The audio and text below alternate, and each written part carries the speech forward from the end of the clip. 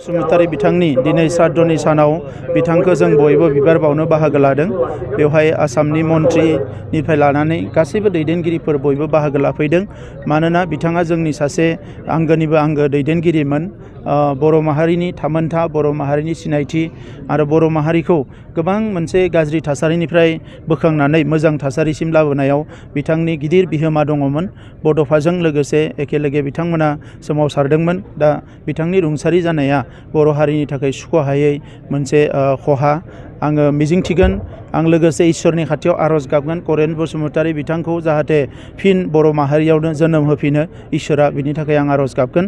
आरो बिथांनि सोरगोआरि जिउ सोलेरा अराय सोरगोआव आलो गोजोनै थायो आरो बिथां रुंसारि जानायनि उनाव बिथांनि न'खरा जाहाथे अराय आलो गोजोनै थानायनि मोनसे परिबेसखौ इसोरा अरायसम होयो, बिनि थाखाय आं अबंलावरिनि खाथियाव आरज गाबो। बिथांनि सान्थौ सानस्रि, बिथांनि मावनाय दांनायखौ गोजोर खालामनो थाखाय रौतायावनो मोनसे माइलस्टन सरकारनिफ्राय गायसननाय जागोन बड'लेण्ड मुभमेन्टजों सोमोन्दो लानानै। आरो बे माइलस्टनावनो बिथांनिबो मोनसे मिउजियाम, बिथांनिनो मोनसे लाइब्रेरि बानायनानै बिथांनि मुङाव बेवहाय बिथांनि लिरबिदां बायदिसिना जि सोरजिदों बे गासैखौबो बेवहाय दोनथुमनाय जागोन।